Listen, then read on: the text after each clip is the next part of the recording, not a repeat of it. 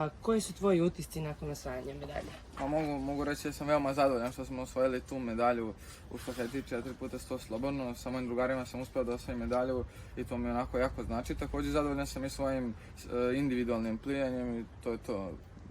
Sve u svemu pozitivni utisci. Koliko su trajale tvoje pripreme za EOF?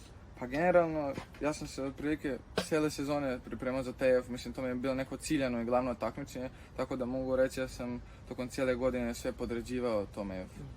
Da li je bilo velikih odricanja? Pa jeste sigurno, cijele sezone sam se trudio, naporno radio da bih uspio što bolji nastup da pružim na takmičenju. I kakva ti je konkurencija bila na takmičenju? Pa konkurencija je bila veoma jaka, pogotovo mislim u tim trkama što sam ja plivao 200 kraul, 400 kraul, da su konkurencija onako bila baš žestoka, ali dobro, zadovoljan sam ja kako sam se plasirao na osnovu te konkurencije koliko je jaka bila. Kakva je bila podrška sa tribina, kakav je tim bio? Pa savršeno, iskreno mislim da naša reprezentacija ima najbolju podršku onako sa tribine, da smo po tome bili upečatljivi po našem navijanju, iako nas možda nije bilo najviše na bazenu, ali mislim da smo se najglasnije čuli da je naša ekipa onako bodrenje je bilo na najvišem nivou. Si zadovoljan celokupnom organizacijom u Slovačku? Kako ti se činilo sportsko selo, objekti, sportski objekti? Pa zadovoljan sam iskreno, bilo mi je baš zanimljivo ta olimpijska sela da vidim kako to izgleda stvarno kao na pravoj olimpijadi, onako kako su države smeštene zajedno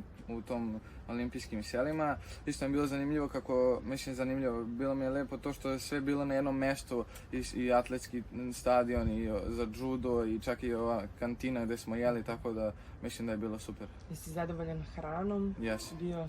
Dobro je. Super. Koji ćeš moment pamtiti koji ste imali neki u vašem slobodnom vremenu? Kako ste zapravo provodili slobodno vreme? Pa slobodno vreme smo uglavnom provodili, najviše sam provodio sa mojim drugarima s kojima sam uzeo medalju u štafeti i onako nema neki baš upečatljivi moment, ali bukvalno svih 7 dana je bilo smeha i svega i bilo jako zanimljivo. Kakva je za tebe bila prethodna godina celokupno? Pa prethodna godina bila je teška, ali mogu reći uspješna, zadovoljan sam sa njom i to je to. Kada plivaš, da li plivaš protiv sebe ili protiv drugih? Pa mogu da kažem da ja plivam protiv sebe, ali ostali mi pomažu da što bolje plivam protiv sebe.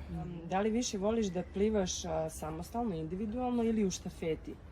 Pa iskreno više volim nekako u štafeti, pogotovo nekako uvijek atmosfera bude na većem nivou. Kada se pliva u štafeti, bodrenje sa tribine i sve i nekako to prolazim sa mojim drugarima, pada mi lakše, bodrimo jedne druge i to je to, bude jako zanimljivo. Kaži mi nešto više o tvojim planovima sljedećim. Pa moji planovi za neku sljedeću sezonu imam u decembru centralno evropsko prvenstvo, do tad nema ništa i nakon toga pokušat ću da se plasiram na evropskoj juniorskoj i to koje je isto krajem godine i tako da to je to. Hvala ti puno, Ognjene. Hvala vama. Hvala.